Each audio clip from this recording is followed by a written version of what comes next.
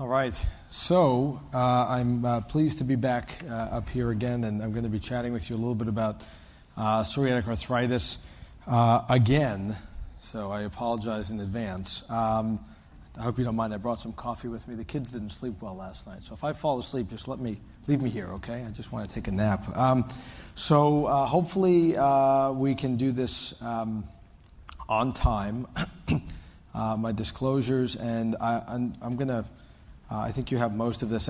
Most of what I want to do is very, very briefly. I know we've had several breakout sessions where folks may or may not have come to the psoriasis or the psoriatic arthritis section, so I will very, very, very briefly touch on disease state guideline stuff. But again, because we've covered it already, I'll try to focus mostly on treatment-relevant discussion. All right, so we will dive in. And the idea here is just to remind you all of the many faces of psoriasis and psoriatic arthritis and what makes this relatively complicated in terms of a therapeutic approach. And we'll come to this again. It speaks to the ARS question, but one of the reasons why something like the ACR does not, outcome measure doesn't necessarily capture all of the domains that we would like to capture when we talk about psoriasis, psoriatic arthritis. So around the periphery here, we have the variety of clinical presentations of peripheral inflammatory arthritis in psoriatic arthritis. We have the enthesitis seen at the Achilles insertion into the calcaneus there. So enthesitis, again, for those who haven't been beaten over the head with it, inflammation at the site of tendon insertion into bone. We have a nice picture of enthesitis there where, again, it's hard to get a good photograph of enthesitis. That's about as good as it gets. We have a picture of dactylitis in the bottom corner, that sausage digit. And then we have a variety of, and we have the axial disease component as well with the spine picture, and then reminding us that even not all the skin manifestations are of one phenotype. We have multiple phenotypic subsets of skin disease, including scalp, nail, plaque disease, palmoplantar disease, inverse, pustular, et cetera. So really a lot of heterogeneity, and it really factors into how we think about a treatment approach.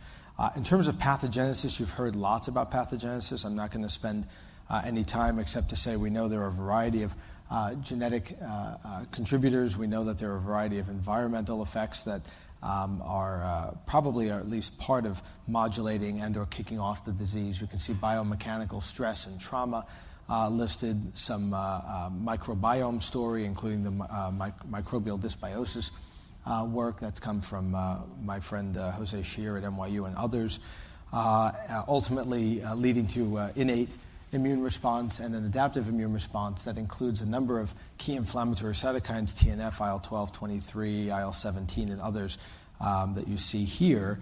And I'll just put in a plug for this. I think I did already, but this New England Journal review from Chris Richland is very nice if anyone's looking for a summary of the pathogenesis of the disease. And ultimately, all of those have become targets of therapeutics, and this is a nice, very busy diagram just showing some of the most relevant intervention points. So I sort of like this because they're all in one place, and it gives us a starting point for some of the discussion of all of these. So again, in 2018, we have a lot of options. So how do we begin to pick apart our choices? How do we make decisions? And I think the idea really is, I'm hoping to, we're certainly going to review and mostly emphasize efficacy data as we go through, but what I wanted to do is layer on top of this a little bit of the clinical decision-making process by including some real cases from our clinics, and I'll tell you, and you can disagree with our choices, okay, but I'll take you on a tour of which drug we chose and why, and then show you some backup efficacy data for those decisions. And just to say that the decisions are complicated. They're not as straightforward as just looking at ACR scores. So we have, and we'll focus on a number of these therapies as we go through. I wanted to show this again. All of this is included in the content that you receive. So this is, I think we've shown this a number of times. This is the GRAPPA treatment scheme. I like this scheme in that it breaks down the disease by domains. Again, I think it's a nice way to start to think about an approach to treatment. It's not perfect. It also could use a little bit of updating in some respects. But it's a good way to start to break down the disease state. And remember again that one of the issues, and we'll come back to this, is that the ACR scores doesn't really capture a variety of these domains of disease. This is from a review that has been adapted and updated. Just to remind, particularly I like to remind my dermatology colleagues that not every treatment that faces the skin will treat the psoriatic arthritis components. And I always like to highlight, for example, that methotrexate doesn't affect axial disease, right? And it's some of those nuanced subtleties, I think, that really help us get patients to the right therapy in a timely manner and speak to the collaborative benefits in an approach. So this is a little bit controversial. I'm just going to show this very quickly. The final report has not been presented yet. Many of you may have seen the top line here at the ACR meeting in 2017 in San Diego. So there are, for the first time, some new ACR guidelines coming out that were done in collaboration with the NPF to look at a treatment guideline set. Again, I say controversial. I was part of this group, and I can tell you that the methodology leaves something to be desired. There's a PICO question, sort of evidence-based set of expert guidelines. Much of the evidence, unfortunately, is considered by the standard to be low quality, which leads to a lot of conditional recommendations. There's an emphasis on comparative effectiveness data where it's available, head-to-head trials where available, use of things like network meta-analyses to get at this. And so there are a variety of challenges to the set that's coming. To give you a sample of two of the top-line interesting points, for example, one of the statements is that in the case of treatment-naive active psoriatic arthritis, the guideline recommends starting a biologic over methotrexate or an oral small molecule with as a conditional recommendation. So for example, that's actually quite a big shift in our treatment paradigm, right? And certainly something that we'll see whether or not that has any impact on how we interact with payers as we're asking for therapeutics. But that's actually quite a dramatic shift in guidance. And you'll see some other statements coming, such as, and this is one that was presented at the ACR, that an IL-17 inhibitor is preferable to an IL-12/23 in psoriatic arthritis, again, with some conditional comments. So, there are many limitations to these guidelines. I think we're going to have to take them apart and think about them as they come out in full. So anyway, more to come. I think it's important that everyone at least knows that those are coming. So what else layers on the challenge of treating these patients? We showed that picture of all the different sort of heterogeneous clinical manifestations. We all know, and we've been hearing over the course of the weekend, that there are a whole host of comorbidities and coprevalent diseases associated with psoriatic arthritis. This slide gets changed, by the way, whether we call, I think it's interesting, all the rheumatologists consider psoriasis a comorbidity of psoriatic arthritis and vice versa, right? So if the dermatologist is presenting, of course, psoriatic arthritis is the comorbidity. Anyway, but all of these things we have to consider when we're choosing therapies. This is another slide that is not meant to be seen by the back row. It's just, again, to emphasize that there's a lot of complexity here, right? That there are a lot of comorbid, coprevalent conditions that have to be, is another layer of complexity in choosing therapeutics and combination therapeutics for our patients with psoriatic arthritis.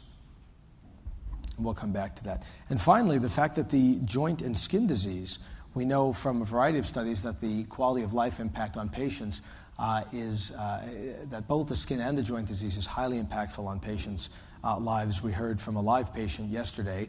I thought that was, I always find those stories incredibly impactful, even after seeing so many patients on a day-to-day basis. And, studies like this that sort of emphasize that successful treatment of both the joint and the skin symptoms are important to patients, I think really drives home the point that we need to think about treating both the skin and the joints in all of our patients to some target, and we'll talk about what those targets might be. This is where I put in the plug for our group. I mentioned this once before. I haven't gotten a chance to show this to the larger group, but we started a nonprofit organization called the Psoriasis and Psoriatic Arthritis Clinics Multi-Center Advancement Network, or PAC-MAN, okay? P-PAC-MAN, if you will. The first P silent, but anyway. It's not, P psoriasis, but that's fine. So the mission of the group is to nucleate psoriasis, psoriatic arthritis combined clinics and centers to advance a multi-level approach to psoriatic patients. There are a variety of benefits to combined clinic models. Certainly, and I think I mentioned this in one of our breakout groups, there are many educational benefits to trainees. We have, the derm residents coming through, the rheumatology fellows coming through, and a variety of other medical students and trainees.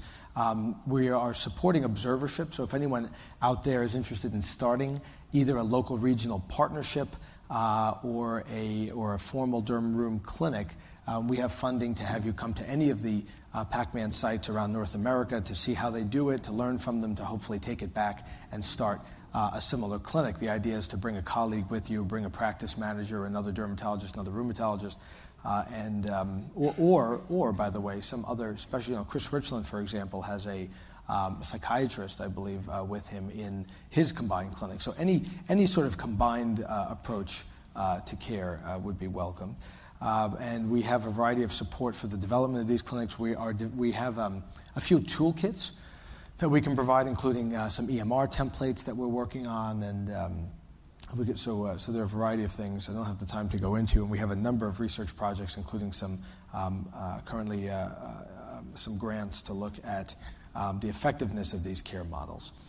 So what is so we're going to be going through a lot of efficacy data and mentioning ACR scores over and over again, okay? But just to underscore what some of the limitations of the ACR score in psoriatic arthritis are. So for those of you who are less familiar with the ACR scores, it shows a percent improvement in tender swollen joint counts plus in other domains which are listed here. The HAC, the patient pain assessment, patient global assessment, physician global assessment, and acute phase response, CRP.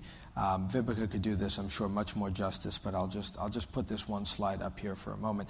The limitations here, of course, are that what you don't see above are any measures of enthesitis, dactylitis, axial disease, and so there's been an emphasis on. And although, of course, this becomes a trials issue and a discussion to be had with the FDA, but considerations for composite measures that actually look at and take into consideration both peripheral joints as well as some of these other domains of disease that we know are so important to the proper measurement of psoriatic arthritis. So the point is, take some of the ACR data with the grain of salt. We'll try to include the enthesitis, dactylitis data where possible and mention other considerations when we're thinking about choosing a therapy for our patients with psoriatic arthritis. So what are the targets? And this is also a little bit in flux, but I'll mention for those who haven't heard this, the concept of minimal disease activity. Laura Coates and Philip Helliwell worked on this set of minimal disease activity criteria. Meeting 5 out of the 7 of the items listed below constitute minimal disease activity, very low disease activity, 7 out of 7. There are a variety of other potential targets that have been proposed, DAS28 criteria, DAPSA remission from Joseph Smolin, among others. So just to point out what these minimal disease activity criteria are, you see them here. One of the challenges to this minimal disease activity criteria that we've raised, and we've started to look at a variety of other options for minimal disease activity, including requiring the skin criteria as part of minimal disease activity, is you technically could be this guy, this poor gentleman who has essentially nearly erythrodermic psoriasis, and still technically meet the minimal disease activity criteria, right? The way they're laid out. So we've been in discussions with the developers of MDA to talk about having, say, an MDA that requires skin or other versions. So there are certainly some challenges and gaps in the treat to target strategies for psoriatic arthritis. It's not where RA is. And then the NPF put forward, if you haven't heard this already, I don't remember if Joel mentioned this, a treat to target for the skin. And it's actually quite an aggressive treat to target. You'll see it here. The target response is a BSA of less than 1% at 3 months and 6 months, with an acceptable response being less than 3% at 3 months or 75% improvement in baseline. So, fairly aggressive target in terms of the skin. It's meant to be somewhat aspirational. We had a look in the Corona registry at how many folks met that endpoint in a cross-sectional way at 6 months, and you can see that only about 43% of patients in the Corona registry at 6 months met that endpoint, whereas sort of maybe something like 63% or so met the 3% endpoint. So I think it is aspirational. It's a little bit of a challenge, and obviously all of this comes down to discussion with the patient and what it is that they want from their care. So with all of that background, I'm going to quickly go through some cases and then look at relevant efficacy data and hopefully have a little discussion about why we may or may not have chosen what we chose for these patients. So this is a 52-year-old woman with a personal family history of psoriasis, mostly scalp involvement, few scattered extensor and trunk plaques, a BSA of about 4%, and mild to moderate disease in terms of a PGA score. Recalcitrant scalp disease, despite topicals, has not had any systemics to date. Recently developed joint pain, mostly in hands and feet. Morning stiffness of only about 10 to 15 minutes, and it's not really affecting her activity. Her workup has been largely unrevealing. She has normal radiographs, normal inflammatory markers, minimal tenderness to palpation on her exam, maybe a little bit of fullness in her MCPs, no axial symptoms, no obvious enthesitis, dactylitis, doesn't drink, smoke, has a normal BMI. So essentially, this is a patient who has, this, and there's an interest. There's a Toronto cohort, and we put together a working group with a terrible name called PAMPA. Anyway, I won't go into that. But a working group that's interested in this sort of concept of pre-PSA. Can we prevent PSA? What does early PSA look like? And this is someone you can get the sense she probably is at risk or teetering on psoriatic arthritis. You probably have 100 rheumatologists in the room. Maybe 60 of them would say she has it now, and 40 might say, I'm not sure, right? Okay. But in any case, this was a patient where we decided to start methotrexate. Okay. And we can have an ongoing discussion about this. And those newer guidelines might have suggested that if we believed she had PSA, maybe we would start with the biologic out of the gate. Let's talk about methotrexate. So we mentioned this, but the MIPA trial gets a lot of press for having been a sort of failed trial when it comes to methotrexate and psoriatic arthritis. You'll see it did not meet its primary endpoints in terms of efficacy and PSA. There was no difference between groups in inflammatory markers, tender swollen joint counts at 3 or 6 months, but there were some improvements in patient-physician global assessment and PASI scores that were significant.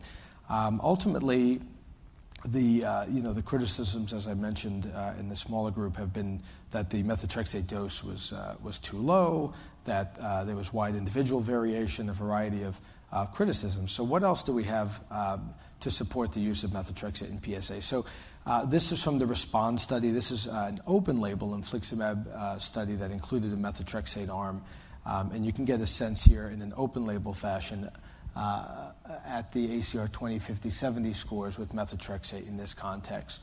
And, so maybe not a perfect study design, but implying that at least potentially in peripheral arthritis, there's some reason to suggest that methotrexate might be reasonable. In Tacopa, we got a little bit of and you remember that the Tacopa study was a tight control of psoriatic arthritis study that looked at a standard of care versus more aggressive therapy. And you can see here that the methotrexate arm showed, again, some 20, 50, 70 data in terms of ACR scores in the 40, 20, 10-ish range. So not as robust as what we saw in that open-label study. Suggested maybe some dactylitis improvement, maybe some small enthesitis benefits as well. I don't think we typically think of methotrexate as really facing enthesitis, and nor does it seem to be appropriate for axial involvement. Tacopa, just to remind you, did show that tight control, patients under a tight control regimen did fare better in terms of ACR 20, 50, 70 data. And the way that happened was through more use, more aggressive use of particularly biologics and combination DMARDs, as you can see here, as opposed to methotrexate alone. This adverse events on balance, showed that the tight control group had a few more SAEs than standard of care. But one of the things I'll say, particularly for our psoriasis or arthritis patients, is I'm not sure we ever fully get a sense of the tolerability of methotrexate in these studies. And I think that's something we need to think more about, is how many of our patients contend with increased fatigue or GI upset or are bothered by the monitoring requirements of methotrexate.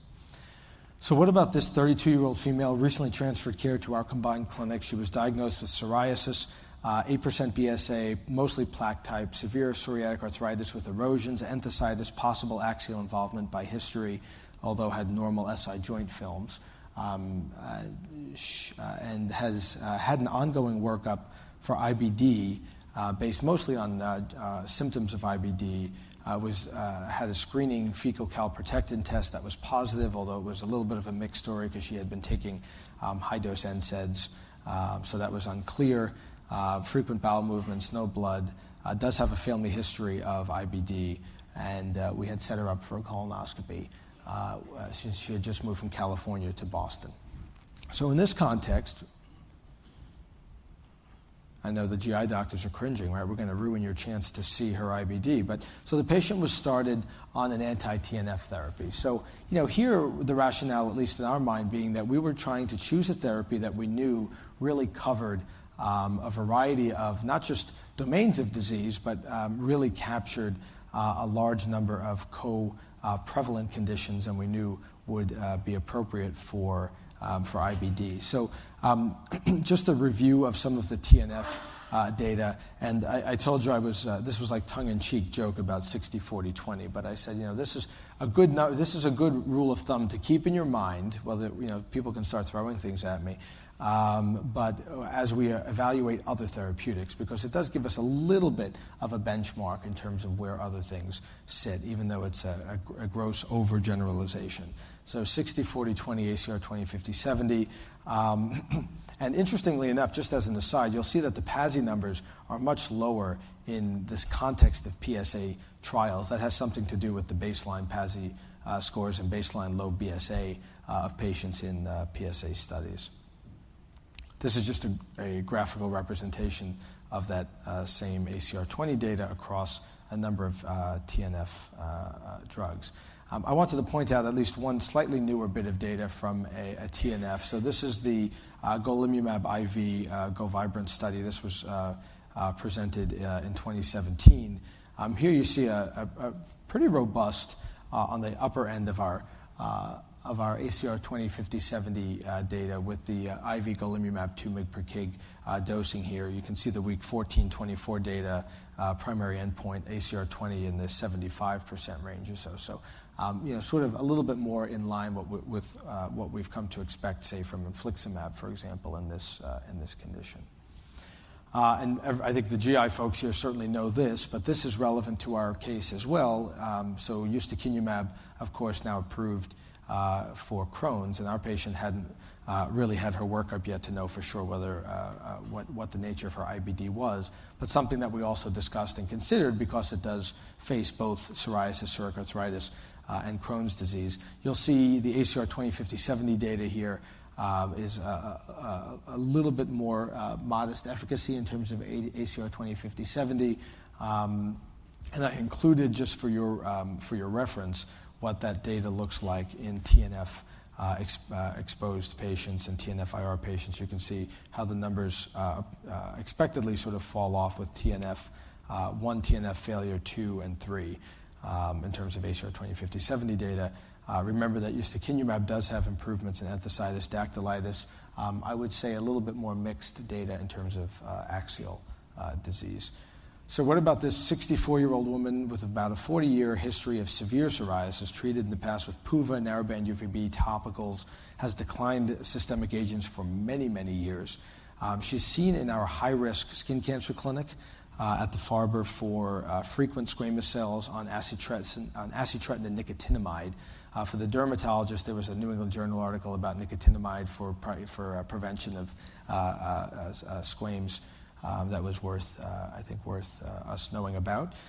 In any case, she was referred in the setting of really severe erythroderma, including severe nail involvement, And her review of symptoms was notable for pretty profound fatigue, joint pain and morning stiffness greater than 45 minutes, multiple tender swollen joints, including enthesitis at the elbows, knees, and Achilles. So she was sort of the full package of really, really bad skin and joint disease. This certainly is not the routine patient walking into either the derm office or the rheumatology office. But that said, I wanted to highlight her case because she was started, the decision was made to start her on an anti-IL-17A therapy with the caveat of whether or not we would be able to get her access to an anti-IL-17A therapy at this stage in her disease. And why was that chosen? So we could talk about a variety of therapeutics, I think, in this space.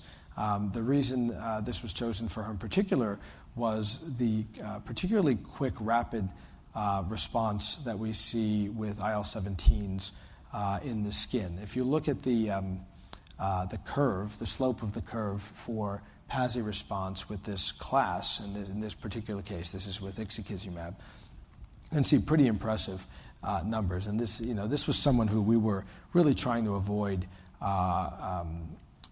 having to use cyclosporin, for example, to try to capture her for a variety of reasons, including all the frequent squamous cells that she was developing.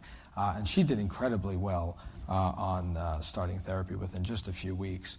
She's quite, it's actually interesting to hear patients come in. She was almost tearful that she hadn't chosen to go on something systemic for all of these years because she suffered for so many years really without any therapy. Let me review with you some of the efficacy numbers on the joint side in terms of PSA for ixekizumab. So here we have ACR 20, 50, 70 data. You can see the numbers for yourself. There is as well inhibition of radiographic progression data. In the label, there's dactylitis improvements and some mixed data on enthesitis improvements with ixekizumab. She did have quite severe nail disease, and we had this data to be able to reassure her that ixekizumab does indeed improve nail lesions, which I didn't go into great detail here, but just to say that it is active in the nail. Similarly, we've just recently heard from secukinumab a readout of their Future 5 data. And Future 5 was impressive in terms of the numbers of patients in this study. So this was really a very, very large look at psoriatic arthritis with an ability to look at both TNF-naive and TNF-IR populations within the study. You can see similarly robust numbers in terms of ACR 20 responses here, TNF-naive. You can see in the mid to high 60% range, even with TNF-IR. Still very good numbers in terms of ACR 20, ACR 50, and ACR 70 numbers at 24 weeks.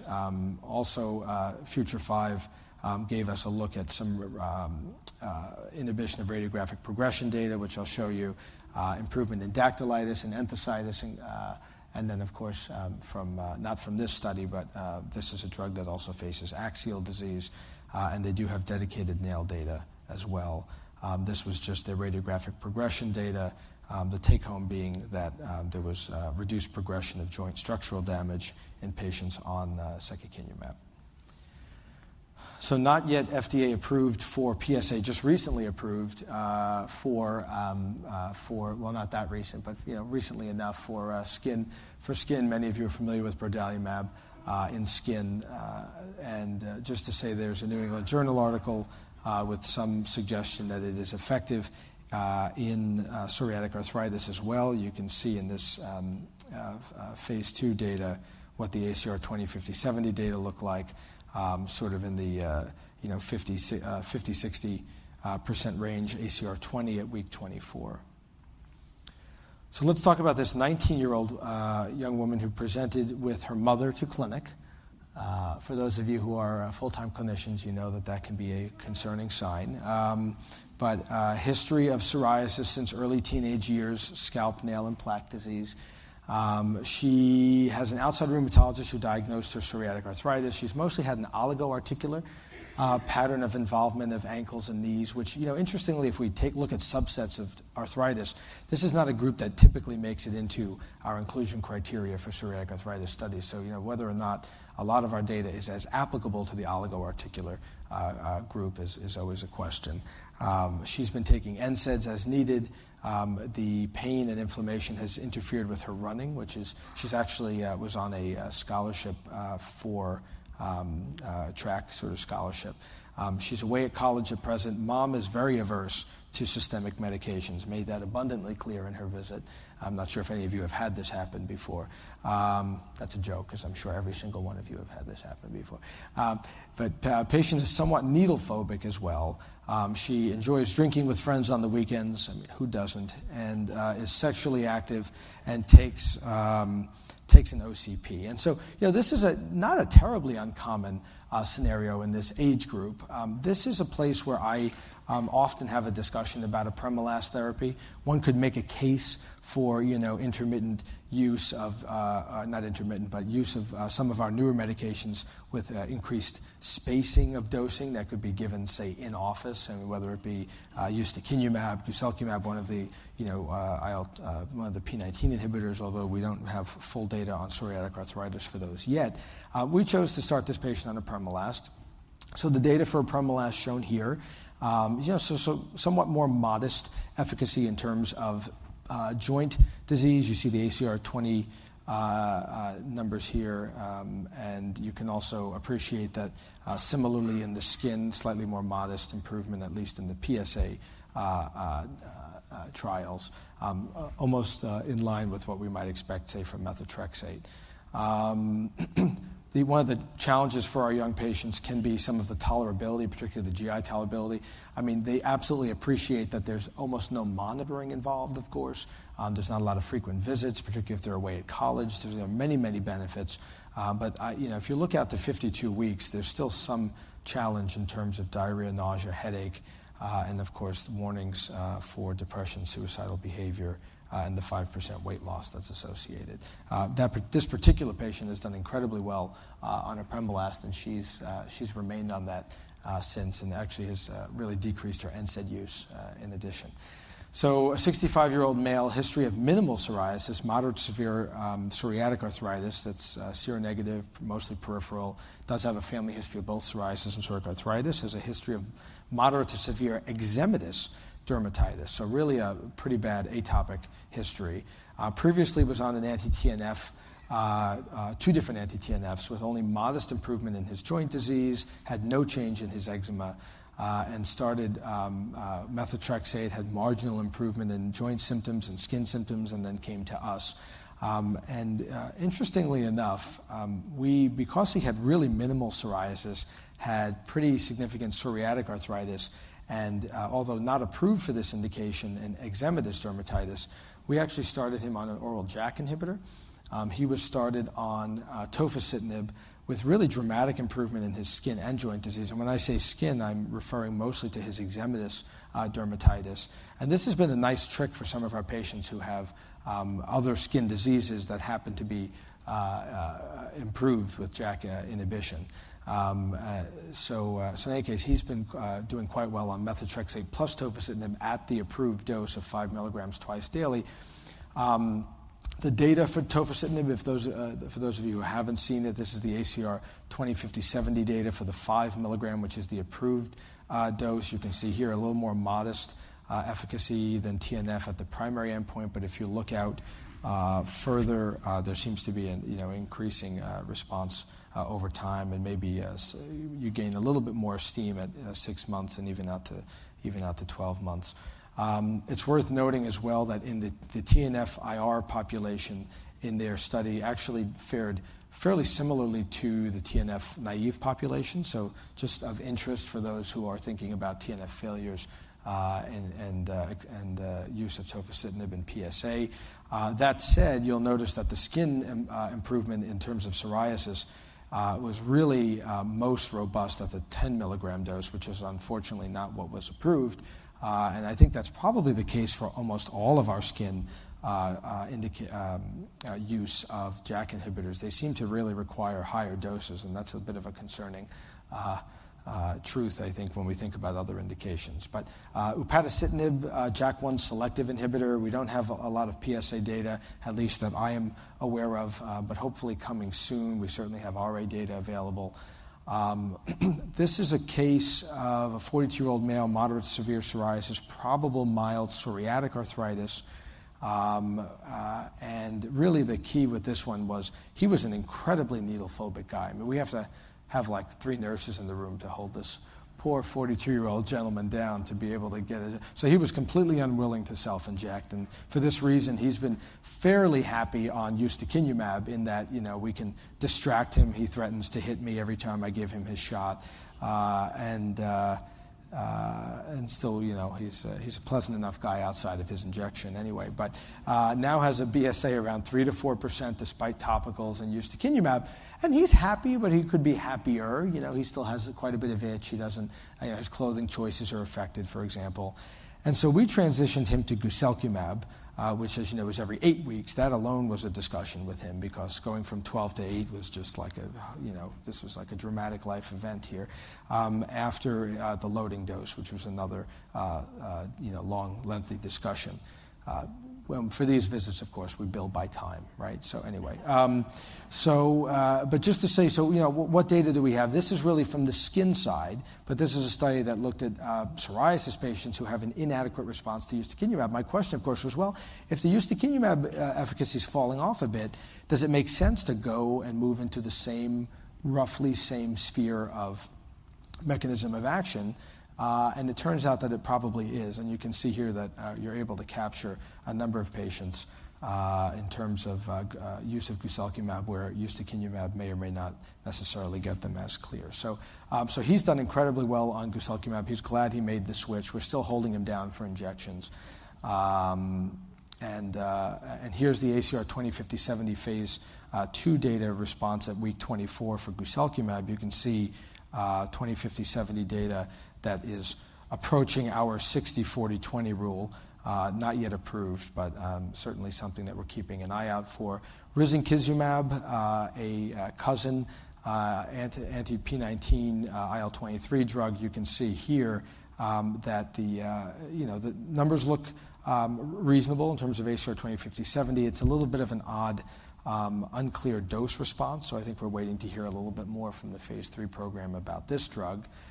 And because I'm now out of time, I'll tell you that abatacept, I think is approved for psoriatic arthritis, really does not work for skin disease, so don't expect it to work for skin disease. You can see some modest improvements in ACR 20/50/70 enthesitis dactylitis, not one that we use very frequently in psoriatic arthritis. Tildra, we really don't have any good PSA data yet, so we'll have to wait and see. A little suggestion with trend to improvement in some PSA measures from the skin studies. And finally, if I can just end with this, bimekizumab. So we heard about this from some of the other speakers. This is a drug that targets both the IL-17A and F homodimers and heterodimers. And so the question is, do we get added benefit from blockade of IL-17F in addition to the IL-17A that's blocked? And at least early on, I'm going to end on a positive high note. You can see the ACR 20 numbers in there in as early as week 8 in this study, upwards of 80%. So this is sort of like this is the audience gasp moment. I didn't hear gasping. I don't know why. No one gasped. But this is sort of exciting. This is as exciting as a derm room guy gets. This is my fix for the day. But it's sort of exciting. And we'll have to see how this plays out. But similarly, an ACR 50 number, here at week 12, 57%. ACR 70 of almost 40%. So some reason to be optimistic that perhaps blockade of IL-17A and F will have will help push the envelope a little bit for our psoriatic arthritis patients. More to come. And finally, we really didn't have time to go into quality of life data. We didn't have time to go into safety, unfortunately. I think it goes without saying that our PSA patients have low level. The patients with PSA have a low level of health-related quality of life, and these do improve with therapy, and I unfortunately can't go into great detail. I will stop there.